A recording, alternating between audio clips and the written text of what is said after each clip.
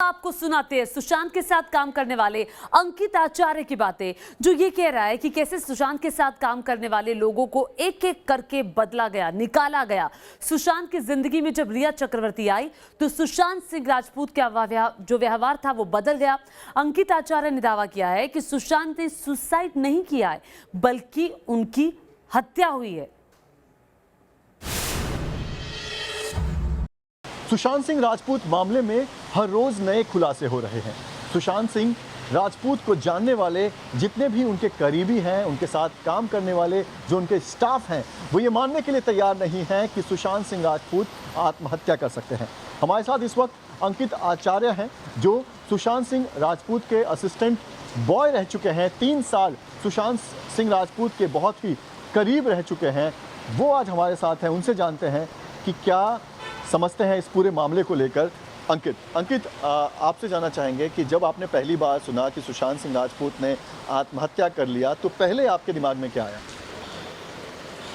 अब ये मेरा ख्याल से ये सुसाइड नहीं, मतलब सुसाइड ये नहीं कर सकते सुशांत भैया, क्योंकि मैं 3 साल से मैं जान चुका हूँ। मतलब उनके नाक से लेकर कान से लेकर पैर तक मतलब मैं ही देखभाल करता था कि शूटिंग पे ले जाना, फिर शूटिंग से घर में लेके आना, फिर जिम जाना, उनको दवाई देना, तो ये सब उनका मतलब चलते रहता था, रूटीन था।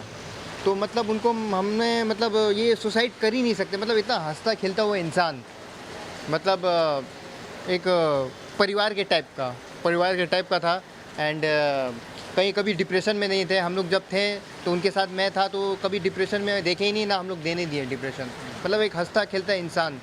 जब से ये आई है तो फिर डिप्रेशन उनके चेहरे पे सवाल आ रहे थे। आप कह रहे हैं कि रिया चक्रवर्ती जब से उनकी ज़िंदगी में आई, तब से ही वो डिप्रेशन में चले गए, तब से ही वो परेशान रहने लगे। क्या जानकारी, कैसे पता चला आपको कि उनकी वजह से ये सब होने लगा? ये मेरे फ्रेंड ने ही बताया था, अशोक ने ही बताया था। कांटेक्ट होते रहता था उनसे, फ़ोन करके बोलते थे कि ये डिप्रेशन में है, ये है। और रजत से भी बात होती रहती थी मेरी, तो क्योंकि उनका मेरे पास चेक मतलब कोई सैलरी अटका हुआ था, तो वही चेक रजत ही मुझे चेक दिलाया, सैलरी दिलाए।